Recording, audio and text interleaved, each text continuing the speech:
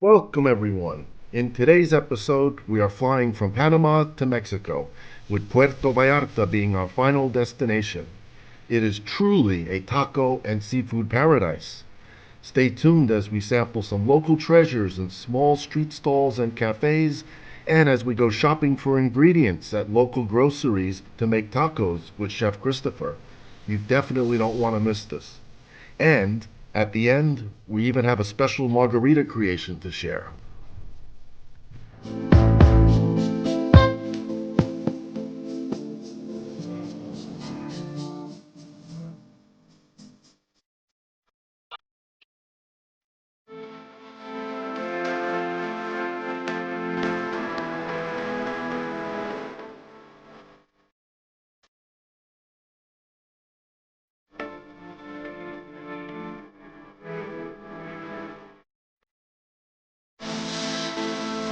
Apparently, Chris locked his keys in his room, and he's got a creative way to get into the room. So let's see what happens. I'm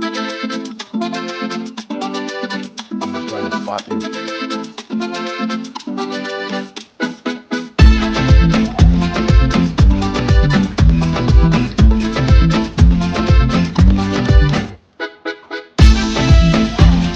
Good morning, everybody. I am the Chubby Gourmet here in beautiful Puerto Vallarta, Mexico. And we have a very special series in store for you because we have the privilege of being with professional chef Christopher.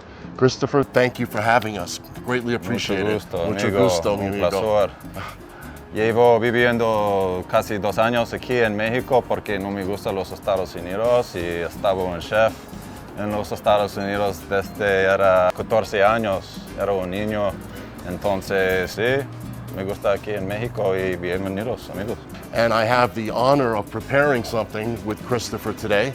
We're going to go to the market now to get all of our ingredients, our meats, our tortillas, our spices, everything. So, come on, let's do it. Vamos a Mercado. Sí, nos vamos. Let's go. Hola, buenas. Oh, that was fast. Buenas. Mis amigos y yo, ¿podemos grabar por un channel de YouTube aquí? I think with the bone in, it's going to make it heavier, so we might want Add to more. the weight, yeah, for sure. Yeah. About 50% more. Yeah. We just got our bone-in beef from the Carniceria de Colín meat market. Oh wow, I never saw them that big, actually. Chicharron. Very rich, very The rich. Skin, Yes. very rich fried skin. But I've never seen them before. I've seen plenty. I've never seen them as thick. I say we try as it, that. man. Let's Yeah, get a little let's bit. let's try a couple. Gracias. Fresh chicharron that we just bought. Let's do it. Honestly, I've had better because it's not as rich and moist. I can tell these aren't as fresh. They're not the best, but Not bad, tasty still. it's pork skin. It's a lot better than what you get in the bag, Oh yeah, right? and these are nice and warm. Hola, amigos. Estamos aquí en la torteria. It's the local tortilla shop, and they sell to a lot of the taco stands in the area, the locals. So we're about to get stacks of freshly made tortillas. You get about a stack, about like that for $1. $1 USD. Our corn or maize tortillas being pressed and rolling out on the belt.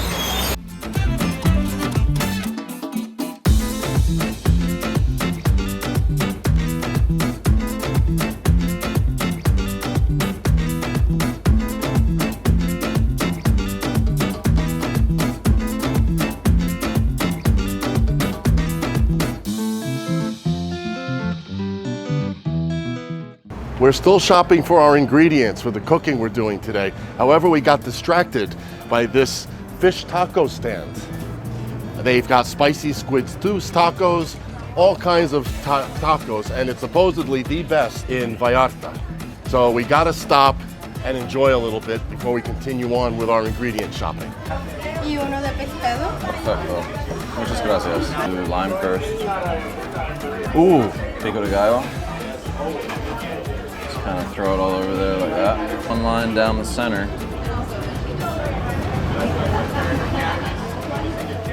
That's it for that. All right, here you have the squid stew. taco. I gotta start with the Squidward. Piece of squid right there. Delicious.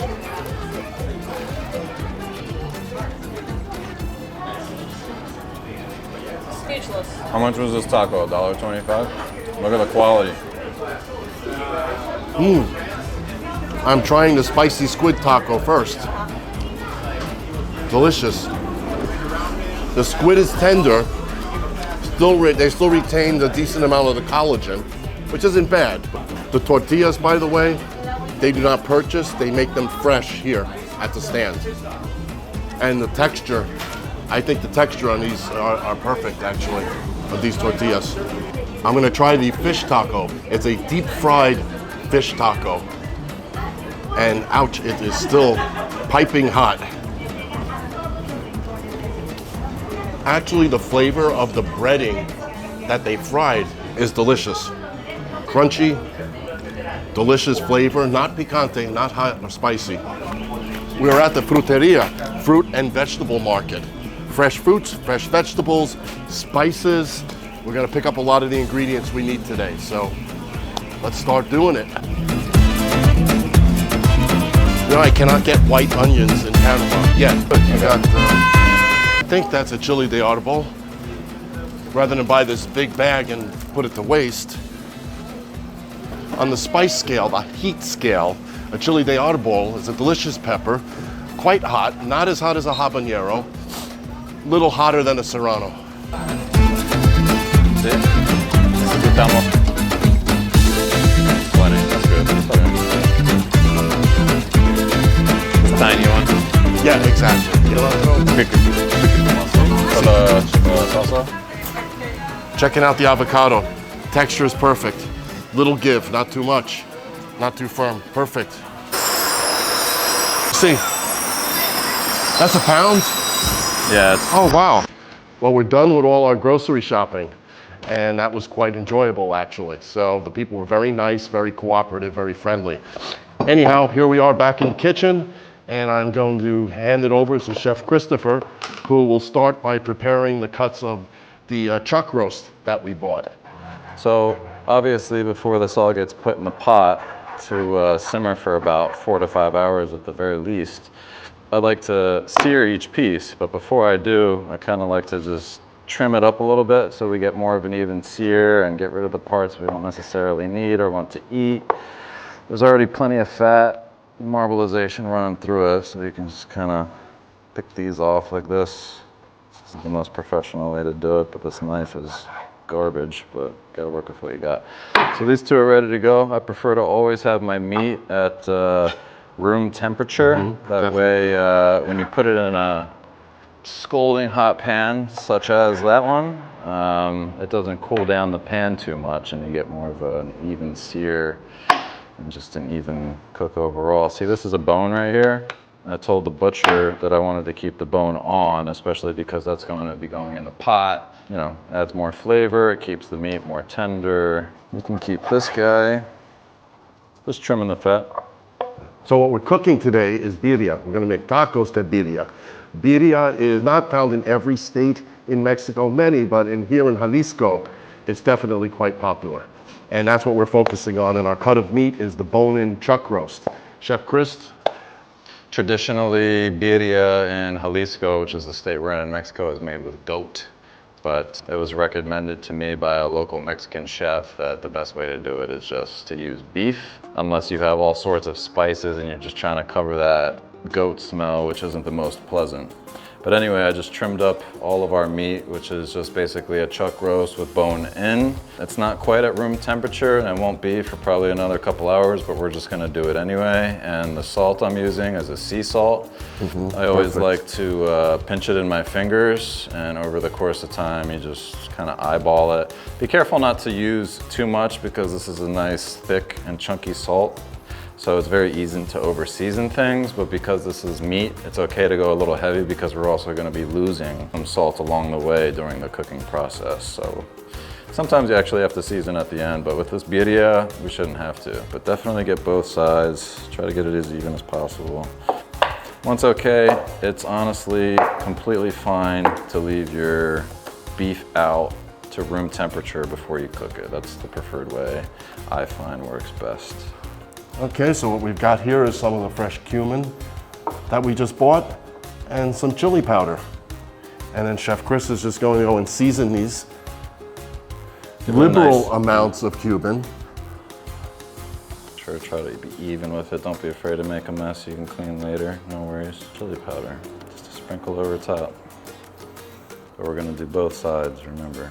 This is actually gonna transfer into the consommé when we simmer this bad boy for 5 hours. Yeah, 4 hours. Consommé is broth, basically, not a stock, a little more than that. So it's like a broth or a light soup, if you will. Right here is just a bowl of fresh cilantro. We got a big bunch of it. And always, no matter how clean it looks, you're gonna have some remnants of dirt and sand in there. So what I like to do is put about a tablespoon of vinegar to say 4 to 5 cups of water for this amount. It's important to just kind of let it sit out and drain for a while, but you can just see a little bit at the bottom. That dirt, right? Yeah, but you would sand down there. You would taste that in your shit. Oh, look at that, yeah. And that's supposedly, you know, clean cilantro, but always got to clean your vegetables and shit at home. And vinegar and water is the key to that. So just let that sit there. You could throw it on some paper towels if you have them and let them dry out. It's best to cut up cilantro while it's dry. And the drier you get it, the longer it'll last in the fridge, but you always want to put a paper towel in a Ziploc bag and throw it in the crisper. It's gonna give you the longest shelf life in there. I use olive oil. It's the typical French way of cooking. Some people use canola, some people use vegetable oil. It's a personal preference. It's actually better to use a mix of olive oil, coconut oil, and butter because they all have different smoking points. And oil's smoking point isn't very high, you can see. Yeah, but this is a very, warm. very hot pan. Very hot pan. So you just want to give this a whole good, nice sear on each side, and you don't want to cook it all the way through because remember, it's going to be simmering in that pot for 4 to 5 hours at minimum. So take the green out always. I was always taught this. And then that's it. These guys are going in the pot with the meat.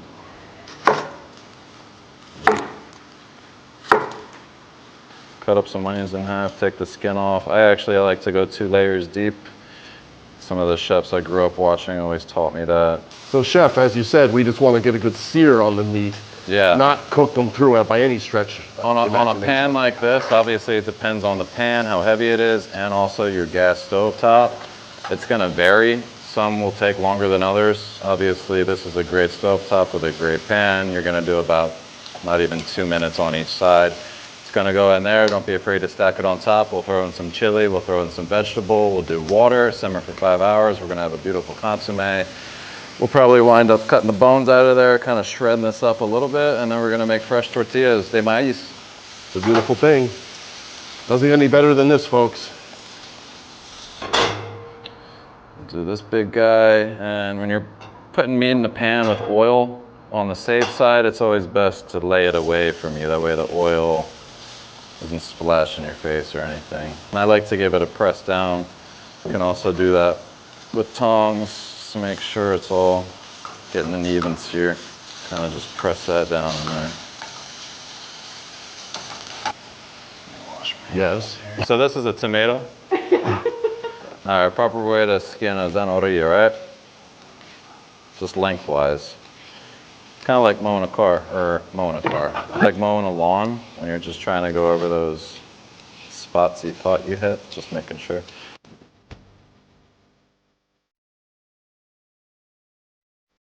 These are called chiles de árbol.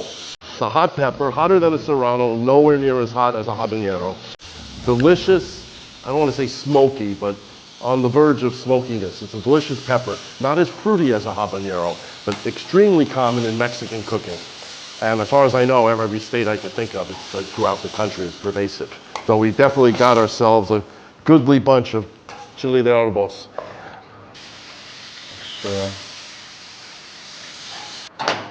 All the meat's ready. We are the meat men. And we don't even need to do that, but we'll just scatter these around in there. Throw some carrots for flavor, the chilies in there. All right. stuff them down in there. And what Chris is doing now is he's adding clusters of fresh oregano to the mix. So he's got the vegetables, the carrot and onion, he's got the oregano, and we're good to go. Got everything except the cilantro, which is too soon. Too soon. We're gonna season it up because we're gonna be using water instead of a broth. It's gonna kind of turn into its own broth. Should be good. And then if we want, you know, because of the carrots and the onions, just throw a little bit more. Let's throw a little bit more, you know. More cumin. Never Wow. hurts. Never hurts. No. This will be interesting. I personally never go that heavy on cumin, so I'm anxious to see how it comes out. I trust you, Chris. It's just All right. gonna be interesting. We'll see how it comes out. Worst thing, we can always just go to McDonald's. Absolutely. So we're gonna get that going. Just get it hot, and then we want to slow simmer it for a while.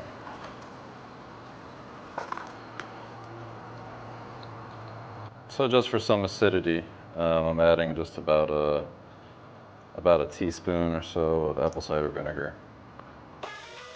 Orange habanero pepper. I'm gonna eat it full. I happen to really enjoy the taste of it, but it also comes with some obvious consequences, and you'll be able to see my reaction. Yeah, I'm sure it'll start to continuously creep hotter and hotter, but right now I can handle it. It's okay. I mean, it's getting hotter for sure. I've done this before, and I think the pain lasts anywhere from about 10 to 15 minutes. And right now, it's starting to peak. It's starting to peak a bit. But you know what really helps, actually? Rich, if you want to go into the freezer right there and grab me a bottle of the tequila that we're going to be using to make margaritas with. My theory on this is it's actually going to make the spiciness in my mouth worse. All you need for this is mainly for digestion. It's not meant to calm the spiciness in your mouth. Okay, so now we have our birria boiling. We're gonna turn this off and move this to a smaller burner. Try to keep this on a low heat. It might be better off on this one. It's even smaller. We just want to keep it at a simmer for about 4 to 5 hours. And we're going to cover it so we don't lose a lot of that juice. So yeah, a little ghetto here, but we use what we got. And we're going to cover this and set it on low for about 4 to 5 hours. I'm going to take care of my digestion of the habanero, and we'll see you in a bit. While the pot's simmering, we're gonna make our salsa taqueria style, okay? So what we've got here are the star of the show, serrano peppers, sliced, seeded, and these are gonna get toasted, actually, for a short time. And we've got garlic, white onion, plenty of avocado, and that's gonna be tossed in with the cilantro and, of course, a little lime juice as well. You can't forget the lime juice for acidity. And if you need to thin it out, a little water as well. But we'll The see. less water, the more creamy it would be. So it's a matter of taste. There's no right or wrong. It's cooking, remember. Just got a little olive oil on a very hot pan. Then we're gonna take the mise en place here. Serrano's going first. Toast those suckers. Toast them off for a little bit, give or take 4 minutes. And tossed up, nice and even. Man overboard. Man overboard, where'd he go? We gotta save him, throw the life vest out. Make sure the windows are open anytime you're roasting chilies like this. So we're gonna add all of this to a simple blender like that. You don't need a Cuisinart, nothing fancy, old school, typical blender. And yeah, before we throw these in the blender, we're gonna let them cool down just a little bit so it doesn't cook any of the other ingredients. Now we have our cooled off, pan roasted serranos, deveined, deseeded with some onion and garlic. That goes in. Maybe half of this avocado, just a little bit of cilantro. Start with about half of this fresh squeezed lime juice, a little bit of water. Blend it up, see what we got. See what we got. It's probably gonna Very need, thick, yeah. It's probably gonna need something. A little salt wouldn't hurt. How's the acidity? I mean, is more lime, or you rather? It's got a good amount of acidity, actually. Okay, so how about a little bit more water? A little more water because it's a little thick for my taste. Just a touch. Got a taste for that seasoning, baby. Emerald Lagasse. Bam! Actually, check it. You take a pinch like this. Bang! Bang! This is Emerald Lagasse. The chef that inspired me to start cooking when I was about 8, 9 years old. Food Network TV. It was never better than when it was in the 90s. Emerald Live. This is an inspiration. Obviously, it's not Italian. Here we go. Emerald Lagasse, shout out to you. Bam!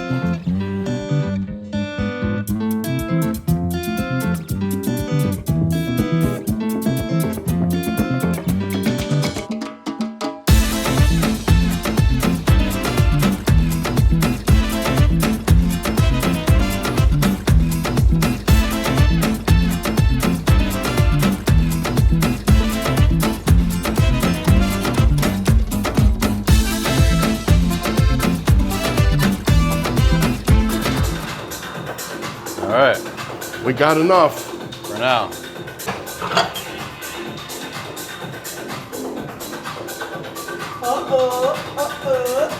Ooh, sorry, Chris. I hit him with my big ass. That consomme is beautiful. We put sweat and blood into it, grilling the tortillas now. Then we stuff them with the meat and the consomme and some quesito, and we're good to go. Oh, look at that. A little bit of char. Well, that's a lot of meat. I know, that's what she said. That is what she said.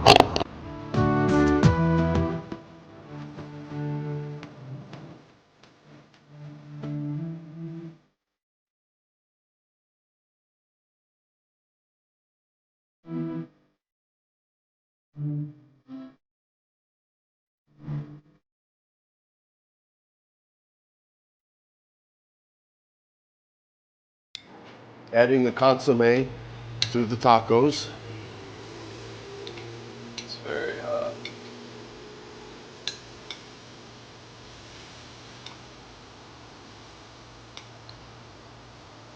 It looks sexy. They are sexy.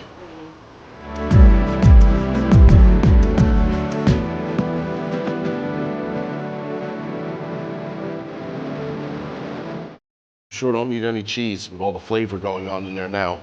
No queso, no cheese needed with all the flavors happening.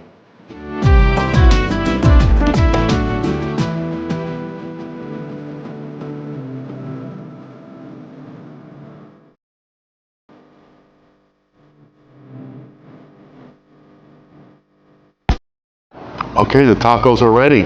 I'm going to begin to plate them, starting with taking one, moving it to my plate. Here is some of the consomme from cooking the meat. I'm gonna pour a little bit, not too much. And here's some of the serrano pepper salsa that we made before. Keeping it conservative. Let's give it a shot. Meat is super tender, as you'd expect after braising it for 4 hours. Delicious. Chef Chris, beautiful. The beef is perfectly seasoned, beautifully tender, not too spicy, not too much serrano. The consomme is perfect, not too salty, perfectly seasoned. Get one of these Dorados here myself. Fancy.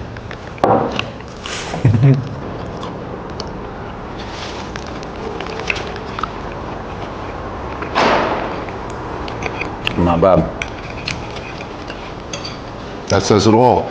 The meat is very tender, very delicious, perfectly seasoned. The consomme, I just used a little bit, as you saw. Could have thrown a lot more, but we've got a minimum amount that's free to use. The tortillas that we squeezed here and made ourselves came out perfect, especially Chef Chris toasted them to perfection. It's literally a complete meal in a taco.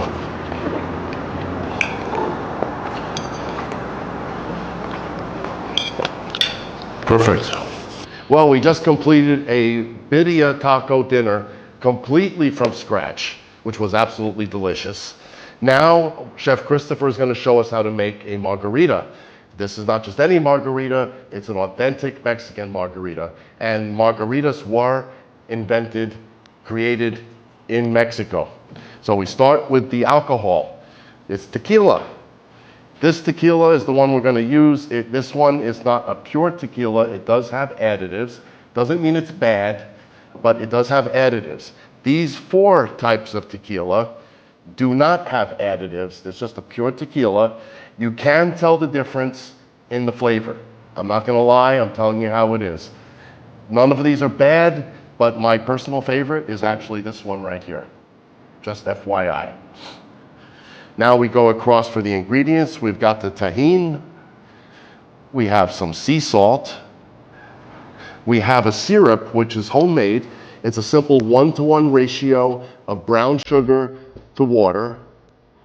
We have fresh squeezed orange juice, fresh squeezed lime juice, ice, which is pretty self-explanatory, and some chopped jalapenos for garnish. And with that, those are the simple ingredients. And with that, I leave it to you, Chef Christopher, to show us the way. All right, so tonight we're going to be making some spicy jalapeno margaritas without the original orange liqueur that people sometimes like to use, such as Grand Marnier and Contral. I think that's how you pronounce it. Anyway, today we're going to be using a tequila that I don't necessarily prefer, but it was on sale, and I figured we're doing margaritas with muddled jalapenos, so that's going to take away a lot of the flavor of that and kind of hide it. But first we're going to start with about 2 ounces of tequila blanco. Going to be our mixing glass. Lime juice. I would say just about maybe a half, maybe 3/4 of an ounce. And then we got fresh OJ in place of the orange liqueur. I think that's a perfect amount of acidity. It depends if you like it a little bit more tangy, a little bit more sweet. Just try to get the balance just right. That's the key in anything we're making. Jalapenos. Maybe 4 or 5 of these in there. Let's see. See, it's not too thick. Dumped some jalapeno in there, and now I'm just muddling in the capsaicin to spread it out throughout the drink. And notice I'm doing it without ice, so it does not get diluted. And kind of chill it. Let's chill it a little bit. So we're gonna rub this rim of the glass in lime. So we have our sea salt, fresh sea salt, and our tahini. Just dump it in there. Give it some nice smacks. Super easy. Super easy cocktail. Impress the girls, impress the guys, impress grandma, the dog, whoever you're trying to the family cat. Whoever you're trying to be with that night. Just impress yourself. So this is a very professional way of doing it, of straining with your fingers. Add the cubes at the end. 1 or 2 inside, and then 1 on the side. And that's it. Let's give it a shot. Rich, why don't there you go. Want me to do the honors? Do the honors. Look at that baby. Swirl, swirl, swirl. Nice. The ratio of alcohol, sweet, and sour is beautiful. And what you could do, since the tequila's been kind of mixed in there, this is called a floater for anyone who doesn't know it. You just put a little dash over the top like that, and it kind of just, floats on top and all the way down at the bottom, and it just gives you an extra little bite. Definitely. Yeah. That little bit makes a difference. Well, thank you so much for having me, and thank you. My home. Thank you, Chef. Thank you for having us in your kitchen. Absolutely. Teaching us so much, spending all the effort to make this happen. Greatly appreciated. It was an honor. No, it was my pleasure, honestly. Thank you so much for having me on your channel and giving me the opportunity to do an episode with you, because I watch your stuff and I'm gonna keep watching. I appreciate it, my man. Thank you. And I hope to do it again soon. Definitely. Another country sometime. Yes, sir. Well, we've done a lot of cooking with Chef Christopher. He's shown us how to make a margarita. Tomorrow we've got some more adventures here in Puerto Vallarta, so stay tuned. More coming.